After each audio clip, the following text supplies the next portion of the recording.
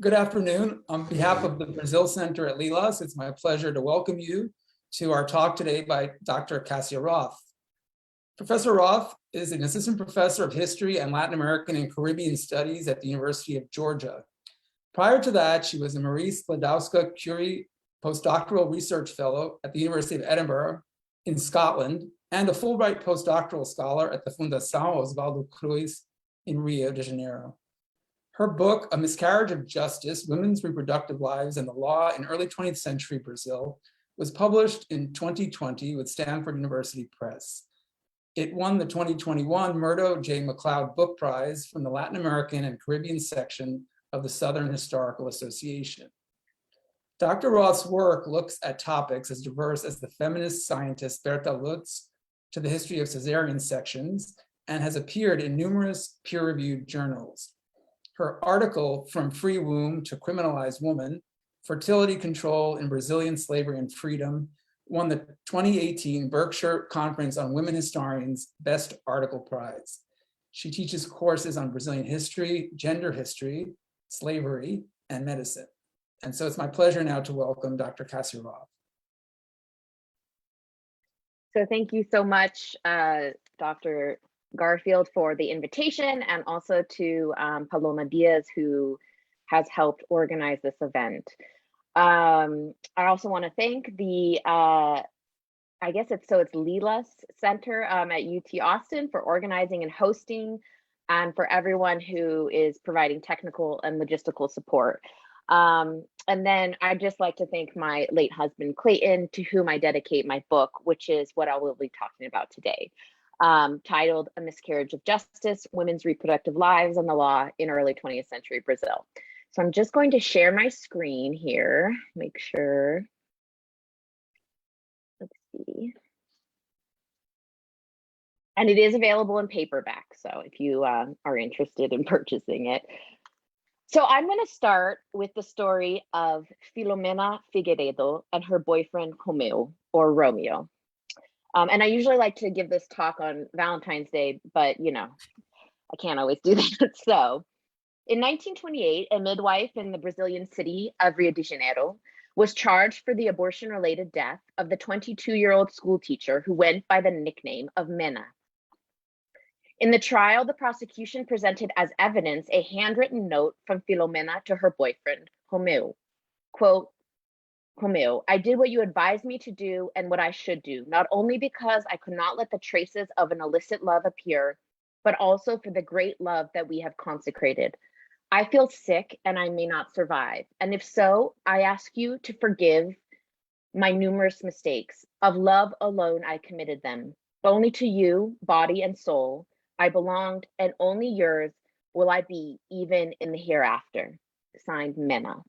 And then you can see actually a picture of that handwritten note on the screen there.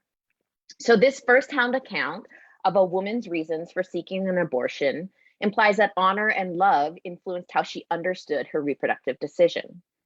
Filomena suggests that Romeo had advised her to get an abortion, possibly in the hope of avoiding a scandal. Both were single. Perhaps Romeo was unwilling to get married and take paternal responsibility. Perhaps Mena also wanted to avoid having a child. Her death, however, remains a vivid reminder of how the criminalization of reproduction, here the illegality of abortion, which drove Filomena to an unlicensed and unsafe practitioner, had and have negative consequences for women. And so we can imagine that perhaps Filomena went to a clinic like this one. And this is a photo from a different abortion court case. The police took this of an unlicensed abortion clinic. So the book examines how women like Filomena Figueredo negotiated their reproductive lives in relation to legal and medical policy in early 20th century Rio de Janeiro, which was then Brazil's capital city. It traces the simultaneous medicalization of childbirth and the criminalization of fertility control, defined here as abortion and infanticide. And in the Q&A, if you're interested in how I came to this definition and why I chose that definition, I'm happy to talk more about it. So Brazil holds the singular status as the last country in the Western Hemisphere to abolish slavery in 1888. This development coincided with the end of monarchical rule and the beginning of restricted democratic politics when, in 1889, a bloodless military coup overthrew the Brazilian monarchy, which lasted from 1822 to 1889, and instituted a republican form of government called the First Republic, which lasted from 1889 to 1930. This set of events presents a specific way to look at race, gender, reproduction, and the expansion of any modern state.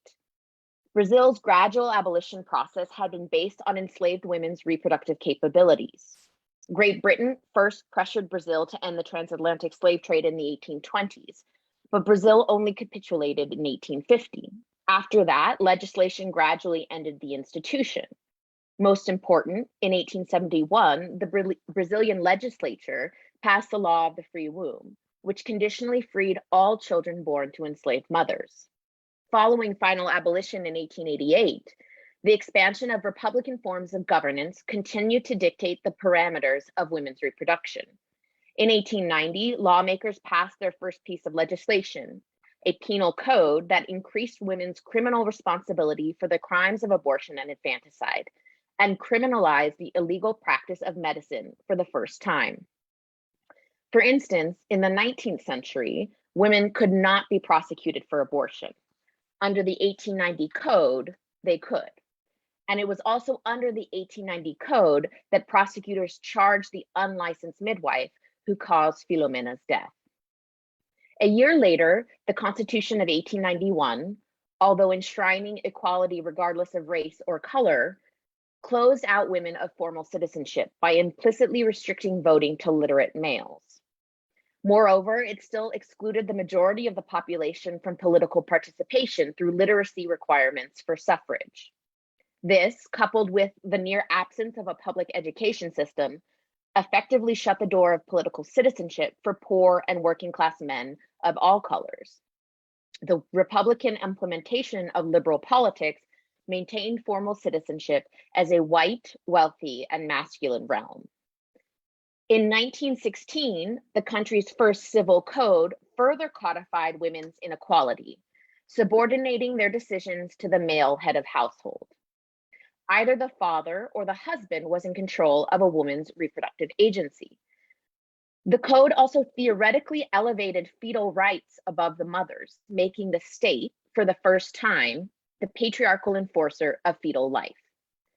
So, for example, Article 4 of the Civil Code of 1916 stated that, quote, the civil personality of a man commences at his birth with life, but the law protects from conception the rights of the unborn person, end quote. This change had real complications for women. For example, physicians relied on the code to valorize fetal rights over those of the mother. One forensic physician who condemned therapeutic abortions in all circumstances based his view in both civil law and religious doctrine. And a therapeutic abortion would be if the mother's life was in danger in cases of fetal anomaly, which in the early 20th century was almost never detected. Citing the 1916 code, the physician argued that, quote, the fetus was a human being, a person with all of the prerogatives, with all the rights, including the right to life, end quote. Abreu, the physician continued, not even the woman whose very life was threatened had the right to accept the sacrifice of their child to escape the imminence of death. Physicians were able to elevate fetal rights because the civil code did not protect maternal rights in the same manner. Married women, for example, lacked legal rights over their children. Women also had to get their husband's permission to work outside the home and had no legal recourse to their own wages. It is clear that the legal realm was redefining women's reproductive rights. A similar process was occurring in the medical field. For example, municipal and national public health programs expanded their efforts to improve reproductive and maternal infant health care through prenatal clinics. These actions increased access, if unevenly, to these services at the same time that they naturalized maternal instincts and gender divisions of labor. According to health officials, all women wanted to be mothers, and thus all women were meant to be caregivers in the home.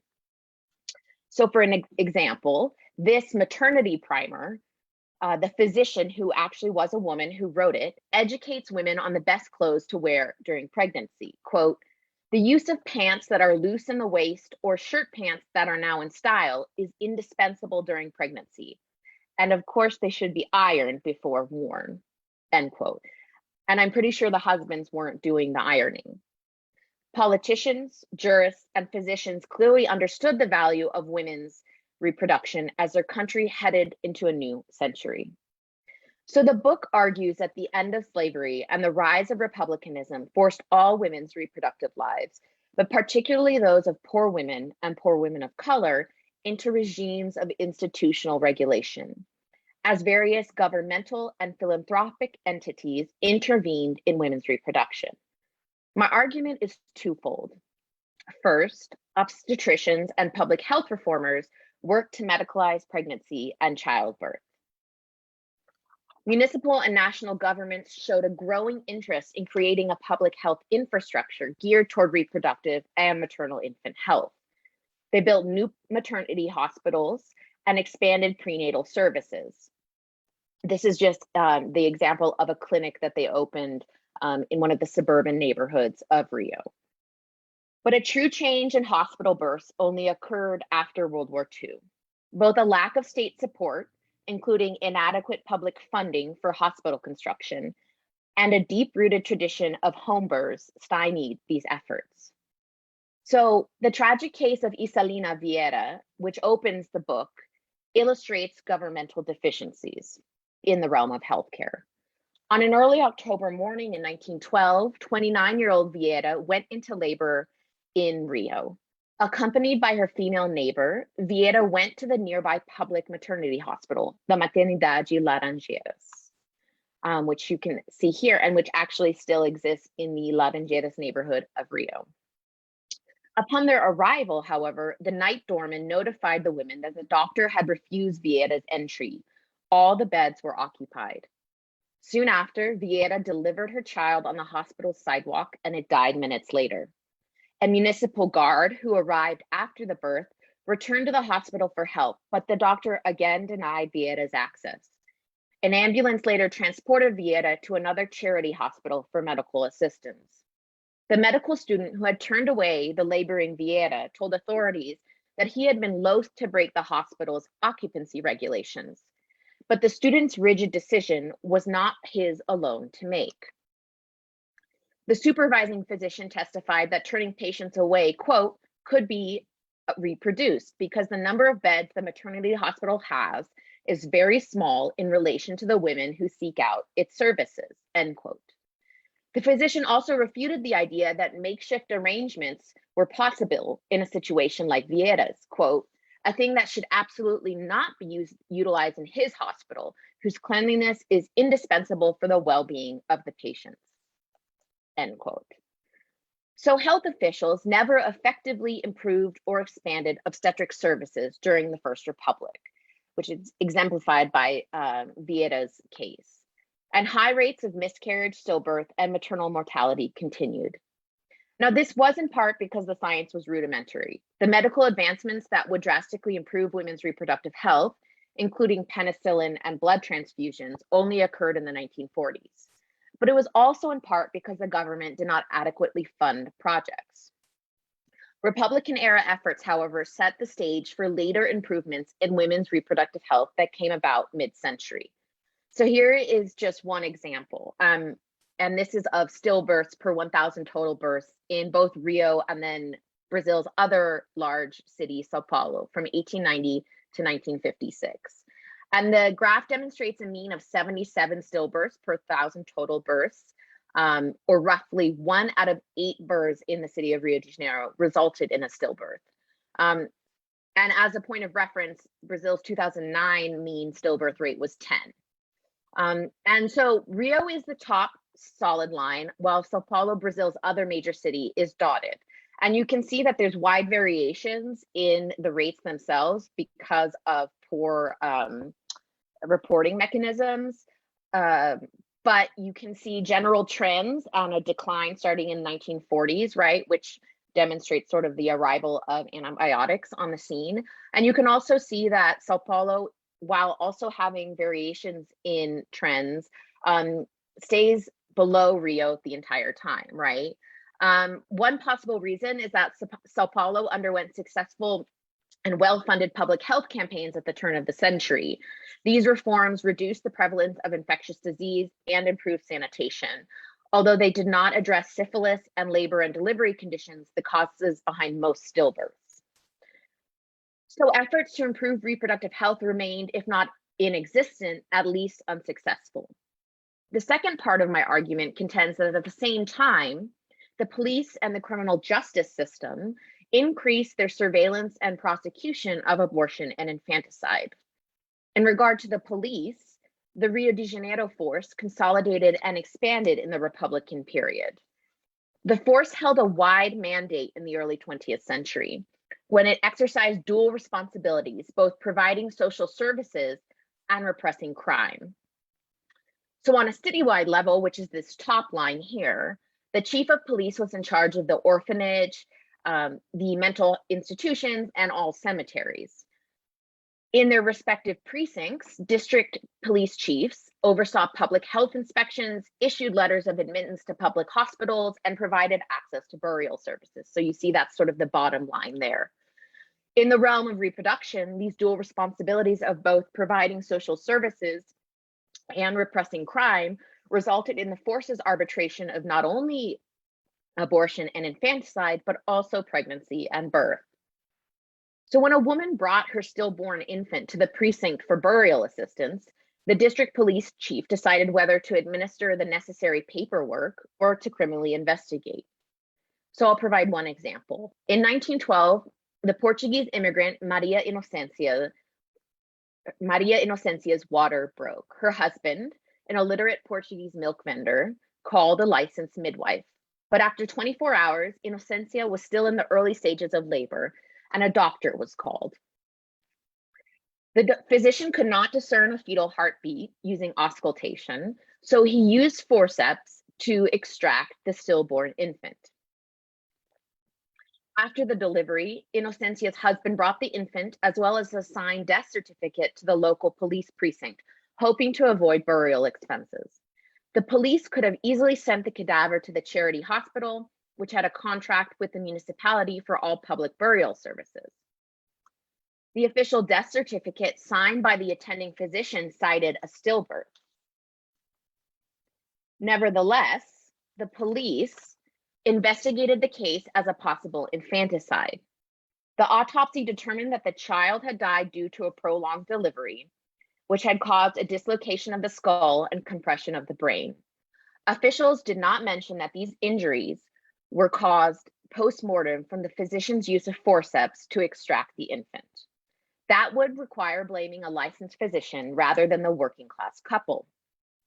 We are left wondering why the police investigated the case as an alleged infanticide in the first place, as the death certificate was in accordance with both federal, municipal, and police law.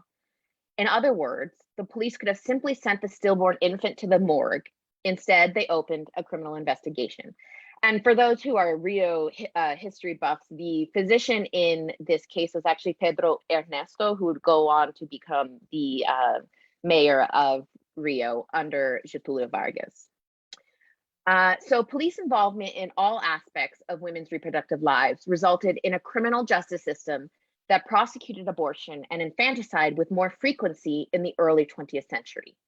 We can see this uptick by comparing the number of cases in Rio under the 1830 Criminal Code, which was in effect until 1889, and the 1890 Penal Code, which was in effect until 1940.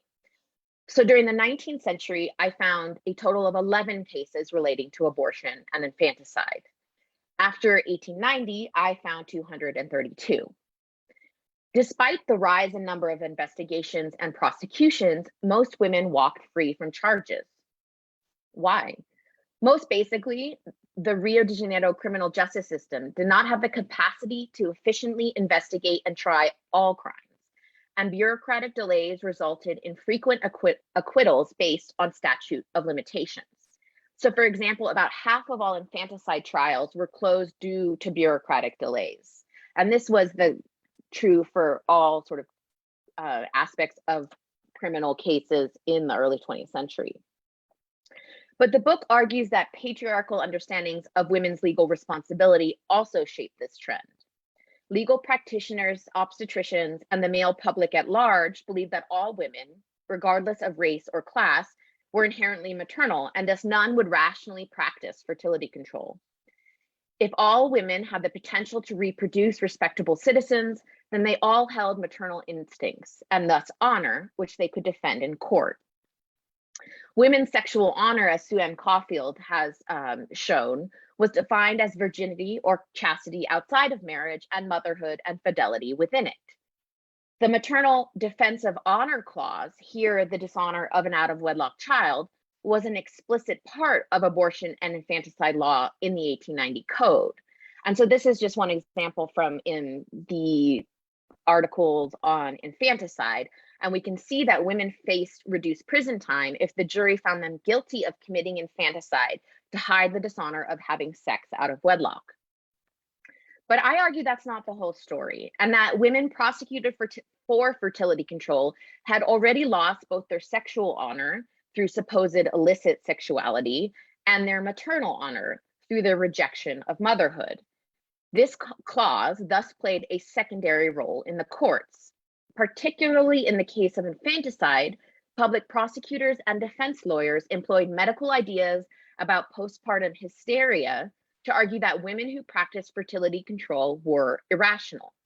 Defense teams relied on the legal concept of temporary insanity to argue infanticidal mothers were not criminally responsible. And this was Article 27, paragraph 4. So practically, this legal loophole allowed women guilty of infanticide, but also found to be acting under a disturbance of the senses, quote unquote, to walk free. So for example, in 1908, the 27-year-old single Portuguese immigrant, Gloria Lourenço da Silva, confessed to decapitating and dismembering her newborn child. Her defense lawyer contended that Silva only mutilated the infant after its death when she acted under, quote, a complete perturbation or even a privation of the senses and intellect, end quote. And you can see he's drawing directly from the penal code in his argument. He argued that Silva's past behavior, in which she showed affection for other children, and thus she did not, quote, voluntarily and consciously practice such a violent crime, end quote.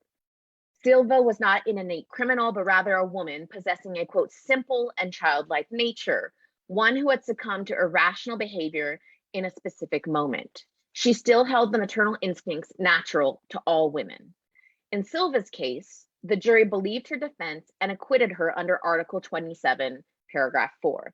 And so here is a picture of the infant's head. And I include that only in the book and in this presentation to demonstrate the evidence that the jurors had, and they still acquitted Lourenço of infanticide. So abortion and infanticide jurisprudence in Rio was marked by aggressive police investigations, but lenient sentencing practices. But these trends reinforced women's subordinate legal status at large. The law and its practitioners viewed women as legally irresponsible and thus juridical children with no legal personhood, ultimately maintaining patriarchal state control over definitions of motherhood, sexual honor, and women's rights.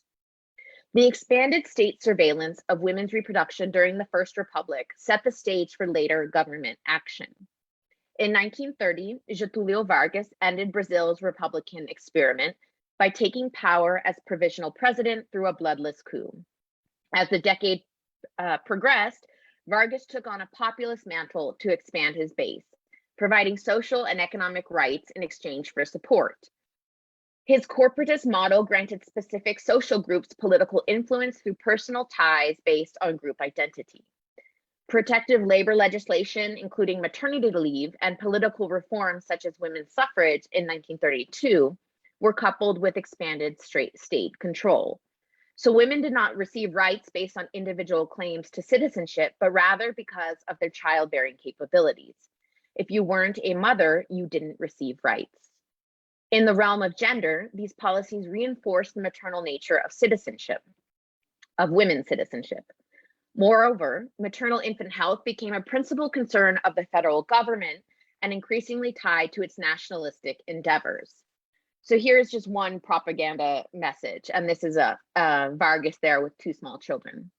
Children, learning in the home and at school the religion of the patria, you will bring to your practical life all of the probability of success. Only love constructs, and by forcefully loving Brazil, you will conduct it to its highest destinies among nations, achieving the desires of aggrandizement nestled in the heart of every Brazilian. So by the time Vargas dissolved parliament and instated his corporatist dictatorship, the Estado Novo, in 1937, which lasted until 1945, the policing of women's reproduction had shifted from the judicial to the public health realm. For example, the police no longer issued admittance letters to public hospitals. The 1935 abortion trial of Alcinda Ferreira, a 27-year-old widowed woman, shows this shift. Ferreira became pregnant from her boyfriend, 30-year-old José Cordeiro, who was married to someone else. She knew that an out-of-wedlock pregnancy would bring dishonor to her family. Quote, in the face of her civil status as a widow, she could not conceive a child, as such an action would cause a scandal and sadness for her parents, end quote. As such, she sought out an abortion. A male physician, quote, introduced something into her vagina, which caused her to miscarry.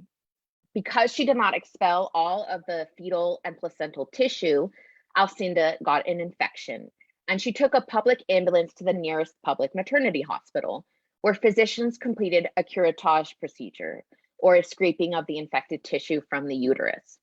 Then they denounced her to the police.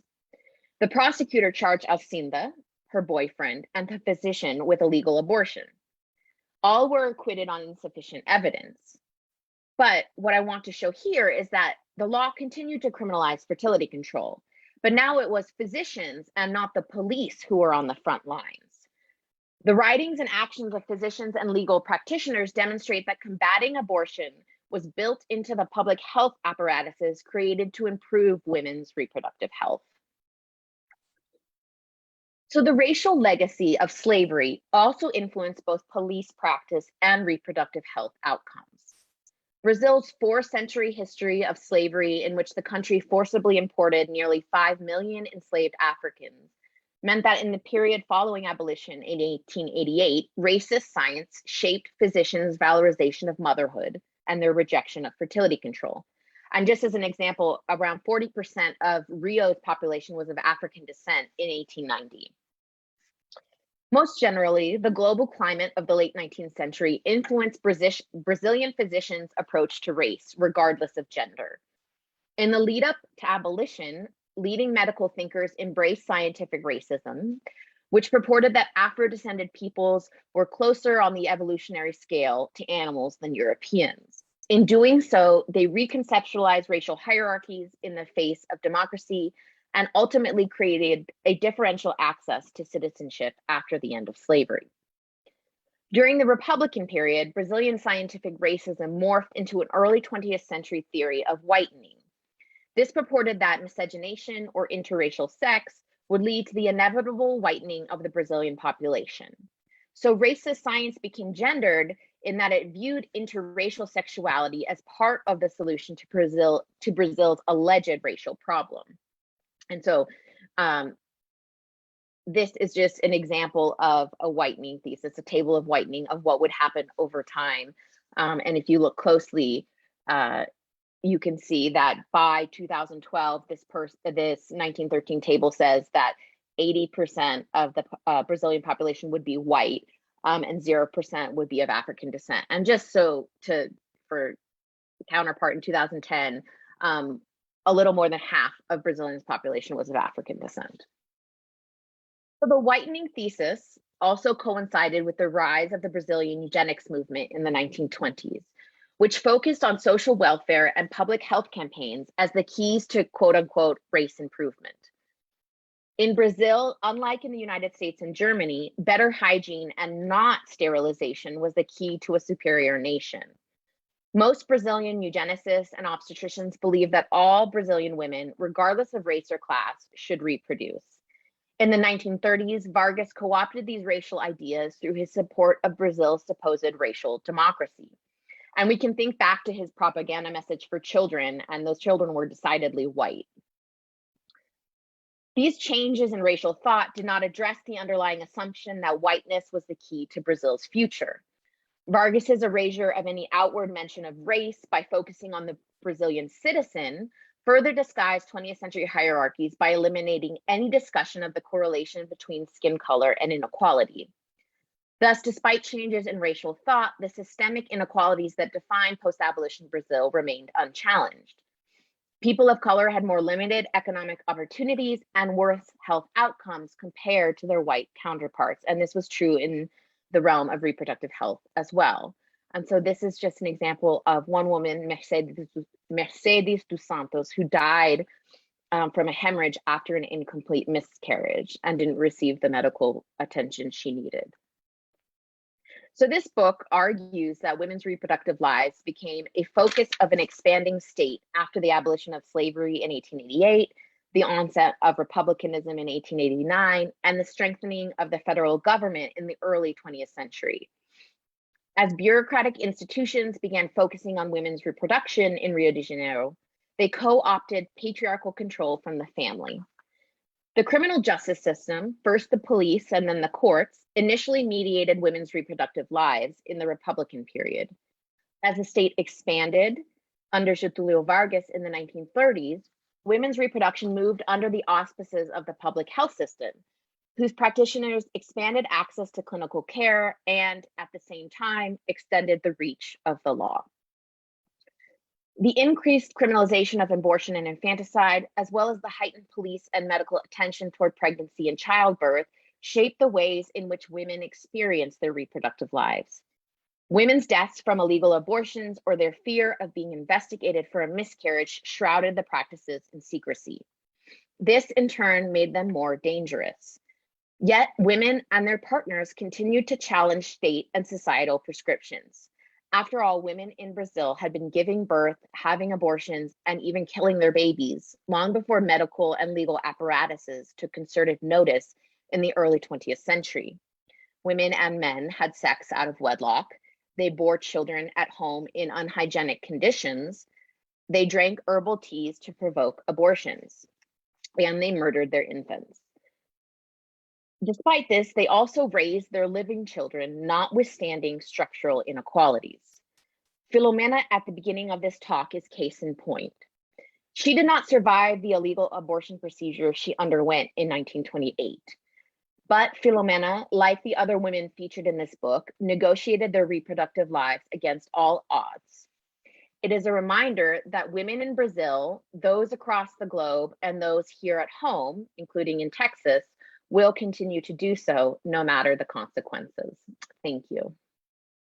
So I'm going to stop sharing my screen.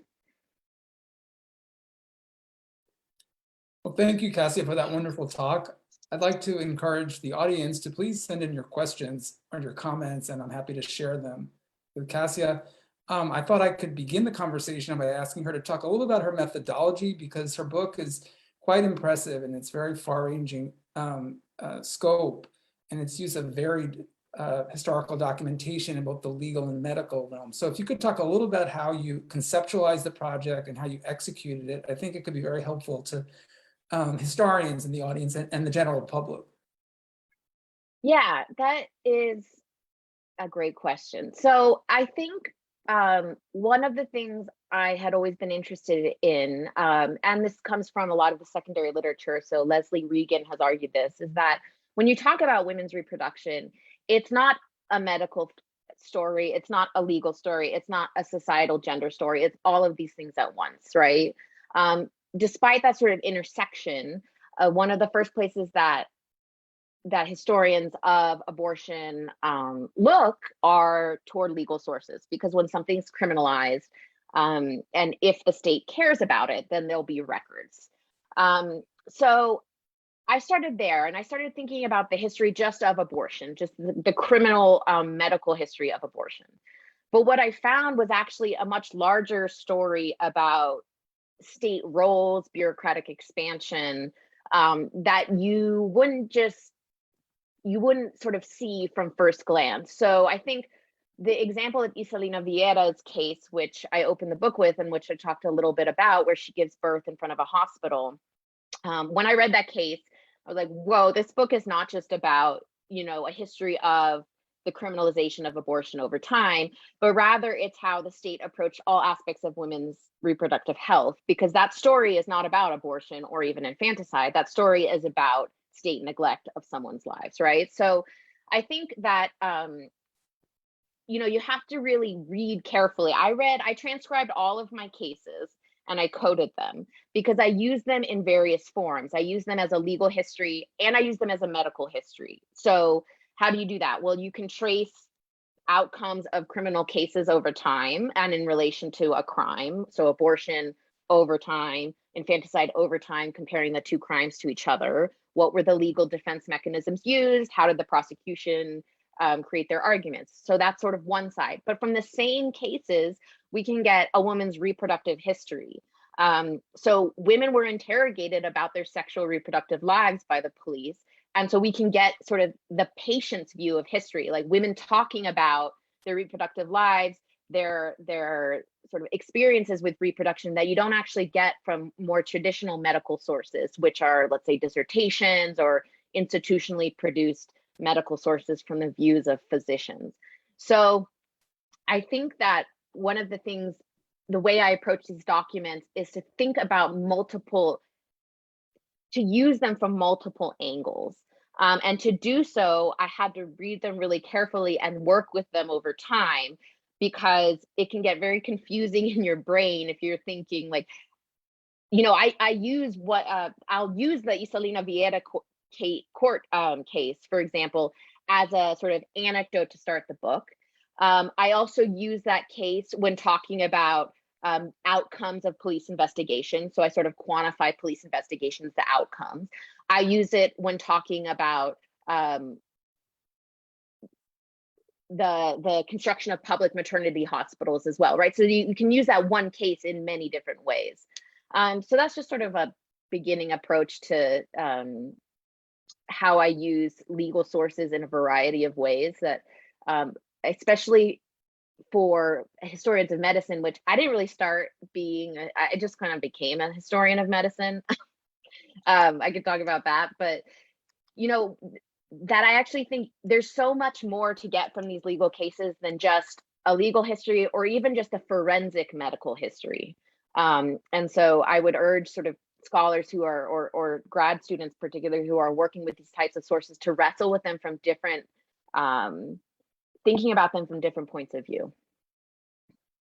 Thank you. I had a question about the chapter in your book that looks at sort of the popular culture and the communal pressures and shaming surrounding women's sexual practices and reproductive choices. And I don't think that was integrated into this talk, but I think that's such a creative chapter. And so I was hoping you could share some of those insights with the audience as well. Yeah, so that was my favorite chapter to write. So it's called Ouviu dizer, which is like heard said. And that sort of piggybacks onto how I answered the previous question, which is that, when I was reading these legal cases, I did not think rumor and gossip was going to be a part of my dissertation, let alone the book, right? And I realized that, whoa, rumor and gossip is one of the main ways that women's reproductive lives come to state attention. So there's something going on here. So I sort of quantified how many, and I don't even remember off the top of my head, but how many police investigations occurred because of a denunciation or rumor or gossip, right? And I realized, okay, there's something going on here. And, it was a way, in the chapter, I talk about how communities approached race and interracial sexuality. And I talk about how men used the state when they couldn't control their own, the women in their family. So they would denounce people to the state. And I talk about how immigrants sort of negotiated inter and intra-community conflict, using all the while, all of these people using denunciations of abortion, infanticide, to get state attention. So, sometimes these denunciations and rumors were true. so I guess they wouldn't be rumors, but sometimes they weren't, right? And you can sort of get a lot of understanding of community interactions. And I think, a main takeaway of that chapter as I was reading these cases was that poor people's lives in early 20th century Rio, they're crowded and there's no privacy, right? So they're living in crowded tenement buildings. They're starting to move to sort of nascent favelas or these informal communities in different areas. And so there's a lot of conflict between people when you don't have space and when you don't have privacy. And some of that conflict, if there was a childbirth in a tenement building, everyone can hear that, right? And then if there's no child produced from that, that's something, right, that a neighbor might denounce to the police. But the neighbors also knew that the police would listen to unfounded denunciations of abortion and infanticide. So I start that chapter with a case where a male landowner tells the police that his two female tenants, one had an abortion, the other helped her, and then they buried the fetus in a nearby hillside. And the police excavated the entire hill. They brought the two women in. They performed a forced pelvic exam on the one woman, and it was all a hoax. It was a doll, and the woman had not been pregnant. And so, to me, that's an incredible invasion of privacy, right? But also, the police, the landowner knew that the police were going to respond to that type of denunciation. And it turns out that he was just angry at the women because, there was some sort of interpersonal conflict. And so that shows a lot about societal sort of understanding of what's wrong, what's right, or what they think is wrong and right, and what they think the police will think is wrong and right. So that's sort of an overview of that chapter. Thank you for elaborating that. We've got some comments and some questions that have come in. So Elizabeth O'Brien says, what a powerful talk, Cassia. Thank you. We've got a question from Kelsey Mumford. Did you find a correlation between domestic servants and cases of abortion? That's the first, and I'll give you the second one too. From Susie Porter. Thank you so much for an excellent talk. You point to the ways the law and health policy employ gender in response to changing race relations. Could you flesh out how you think about how historical actors employ gender and race, one to shape the other? So the first question about the link between domestic servants in cases of abortion, the other about how the historical actors themselves employed categories of gender and race to shape one another. Okay, those are great questions. Thank you, everyone. So I'll start with the domestic servants and abortion one, and then it actually serves as a bridge somewhat to the second one. So there was not a correlation between domestic servants and abortion. There was a correlation between domestic servants and infanticide. And that's a point I make in the book, is that I talked a little bit very briefly at the beginning how I define fertility control as infanticide and abortion. You can define fertility control as negative, as positive, right? So like IVF is a form of fertility control today. I use it in a negative sense, and I use it as abortion and infanticide and not really contraception, because the women that come up in these cases aren't employing contraception. And so the difference between a correlation between domestic servants and abortion and domestic servants and infanticide is levels or degrees of poverty. And I think sometimes historians, we can sort of say poverty as sort of just this catch-all phrase, right? But what does that actually mean?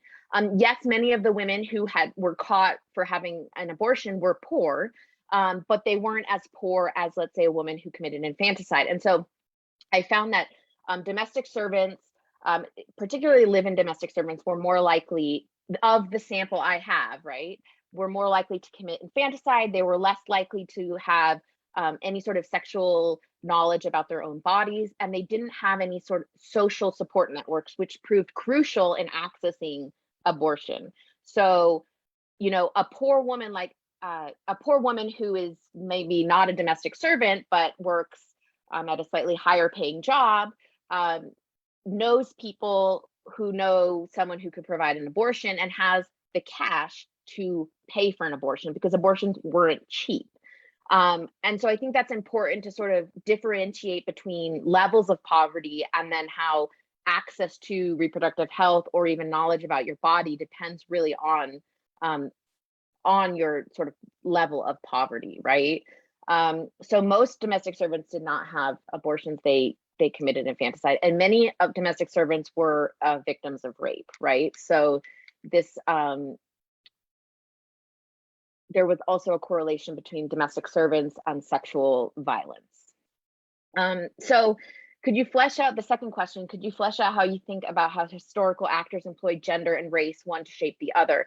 So the reason I said that the question could sort of be a bridge, or the answer could be a bridge, is that domestic servants were more likely to be Black women or women of color, and they were more likely to be not from the city of Rio, so from the state of Rio or from other states. And so you do have this sort of this demonstration that I think it supports what Sandra Lauderdale Graham found, you know, of this continuation of urban Black women, their lives. Yes, of course, there is a difference between being enslaved and being freed. And I'm not trying to argue that it's the same thing, right? But their material lives weren't necessarily that much different. To think specifically about employing gender and race to shape the other,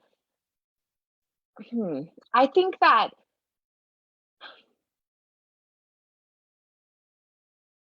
when we think about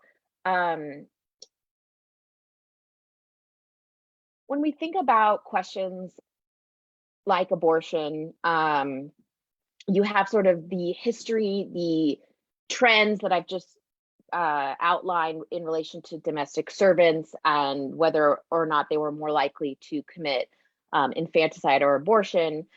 You have that, and then you have sort of symbolic understandings of race and gender. And I think one of the important things I talk about in the book is that, you know, Brazilian officials didn't want, especially eugenicists, they didn't think that Black women or women of color should not be reproducing. They thought all women should be reproducing. But they didn't think, they sort of thought that they could train women, Black women in particular, to behave in a certain way, and this would actually sort of whiten the population, whether actually or sort of metaphorically, right, in terms of behavior. And so they viewed sort of all women's inherent maternal nature as more important than skin color. Now, that doesn't mean that they weren't discriminatory against Black women. They were, right? It doesn't mean that Black women or women of color had the same health outcomes, because they didn't. They had worse health outcomes. But on that symbolic level, it was sort of held up as the same, right? And then on the practical level, how it plays out in actual, you know, in the courts, it's different. So I don't know, I feel like I'm rambling a little bit on that question, but thank you for the question so far. I had a question, if you might be able to speak to the trends that you're tracing in terms of expanding health services in urban areas and the reach of the state, as well as the criminalization, expanding reach of the police. And you compared Sao Paulo and Rio and those, I thought that slide was really interesting. If we took a snapshot of like rural Brazil, the countryside, how would this story play out in your estimate? That is a great question. So this is decidedly an urban story, right? But it is related to the countryside. When I was discussing domestic servants, right? A lot of domestic servants in Rio in the early 20th century are coming from rural regions.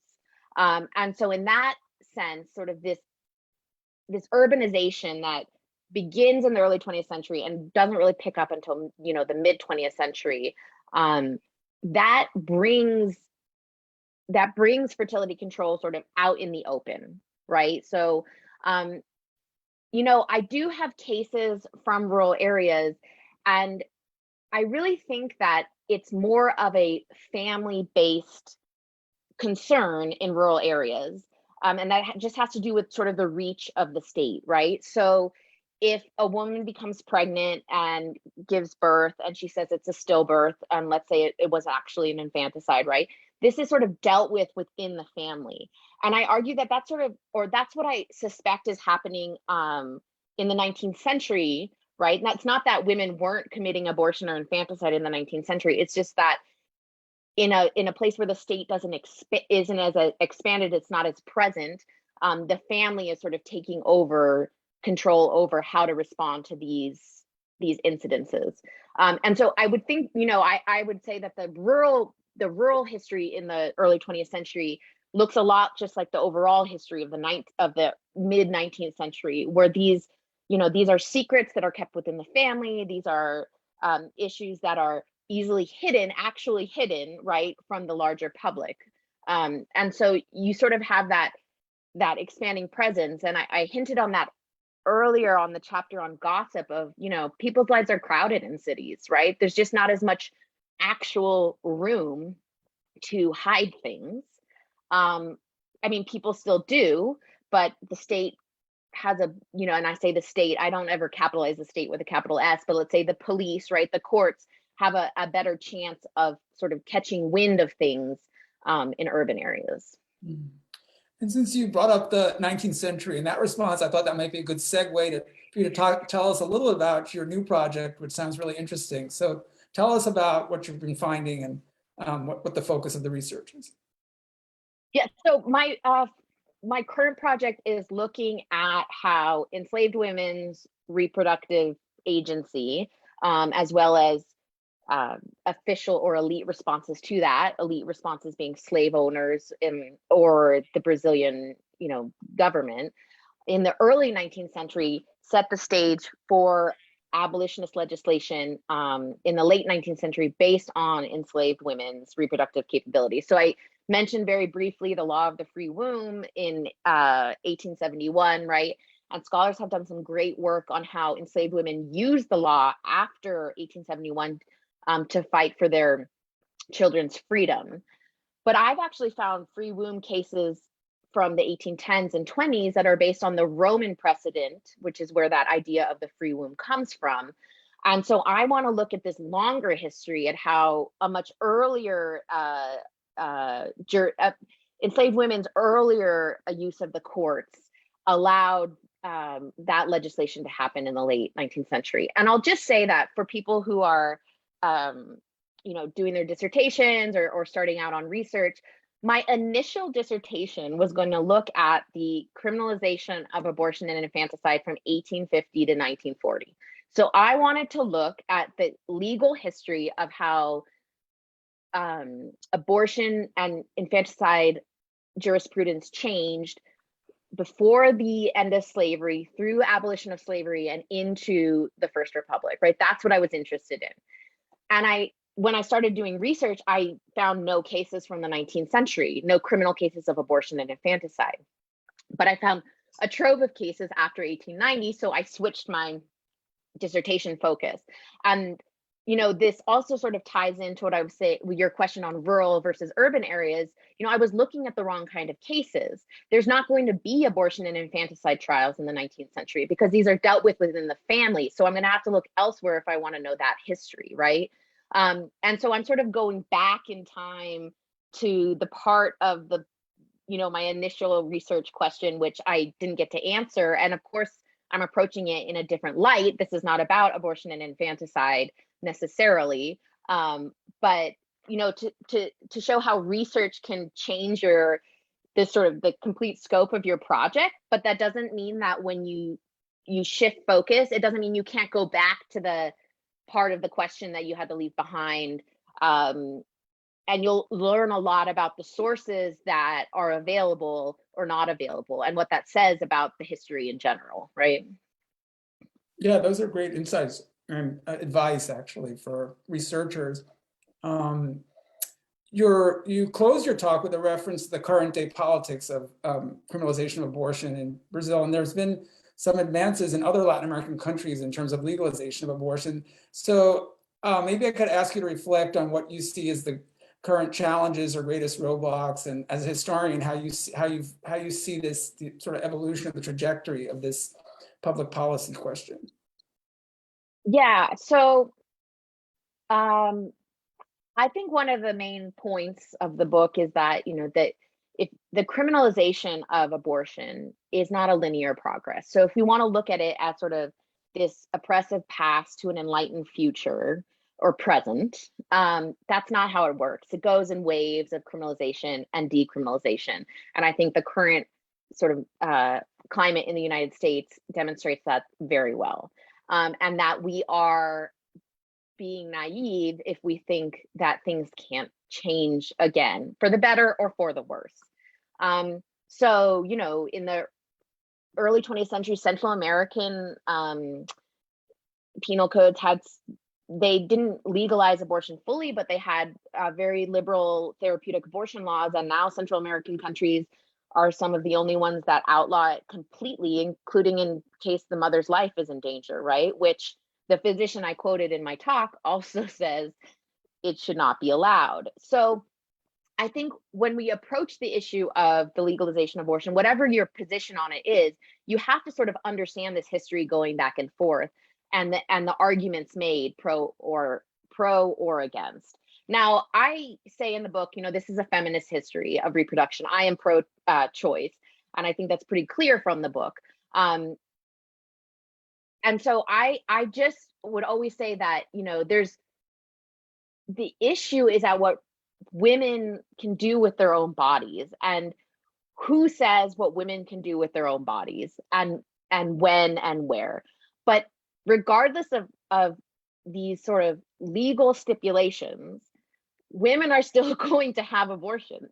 That is the true fact, right? So the criminalization of abortion is not the answer if you want to reduce the number of abortions. It just makes them unsafe, and it drives them underground, and then it disproportionately affects poor women. So, you know, I think that's sort of that. You read these cases over and over again in history, and it doesn't matter what the state says or does, that women will try to control their reproductive lives. And so that's something that, you know, I think moving forward, we have to center that's always going to be the case. I didn't answer specifically in Brazil. I would say, you know, the abortion is still illegal. It's allowed in cases of rape, incest, if the mother's life is in danger, and in fetal anencephaly, which means that the fetus does not have a brain and it will not survive outside of the womb. You know, there is a rising evangelical movement in Brazil, which is very pro-life. And so I don't see any advancements in Brazilian legal stipulations going forward in the near future. They didn't happen under the more liberal PT, you know, the Workers' Party in the early 2000s. And, you know, the majority of Brazilians are still against abortion in public surveys. So there's a lot of barriers moving forward in Brazil, but it doesn't mean that it can't happen if you want to look at what's going on in Mexico, for example, with legalization and not just decriminalization, or even in Argentina. So, you know, it's something that is, I think, a political fight that will be present, you know, through human history. And I know that's kind of a broad statement to make, but I'm going to stand by it. But we can't lose in that political fight the sort of health issue at stake, right? Which is women will die when abortion is illegal. Well, I wanted to thank you, Cassia, for this wonderful talk, for your path-breaking research. Thank you. Your book is really superb. So for those of you in the audience who have not read it yet, I highly encourage you to, you know, take a look at Cassia's work. And I wanted to thank the audience as well for coming to this talk today. And I wish you all a good afternoon, a boa tarde. And I hope to see you at other Brazil Center talks later this semester and next semester as well. Thank you very much. Thank you so much. I really appreciated this.